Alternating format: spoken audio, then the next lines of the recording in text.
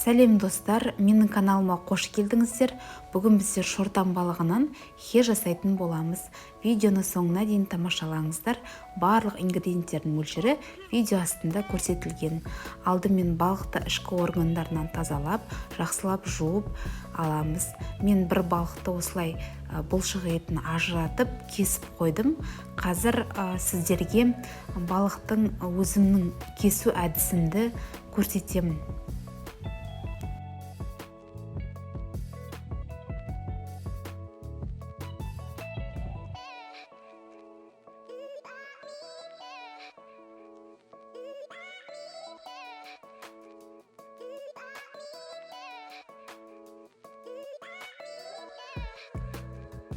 Бұлшық етінен ажыратып алғаннан кейін осылай кесек бөлшектерге бөліп аламыз да үстіне осындай 70%, міндетті түрде 70% болу қажет сірке суын құямыз. 2 ас қасық сірке суын. Егер де сіздің балығыңыздың мөлшері көп болса, демек сірке суының мөлшерін де көбейтесіз.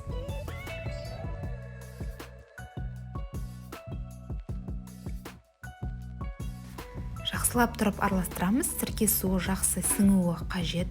Араластырып болғаннан кейін беті жабылатын осындай ыдысқа саламыз да тоңазытқышқа 2 немесе 3 сағатқа қоямыз.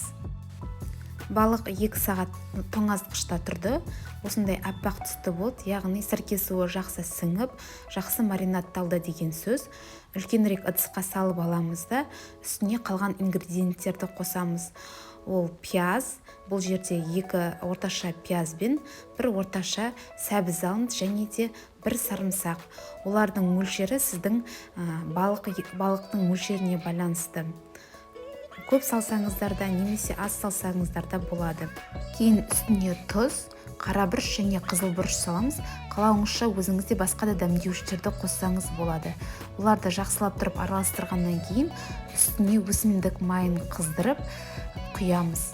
Араластырамыз да кейін осындай ыдысқа 24 сағатқа тоңазытқышқа салып қоямыз.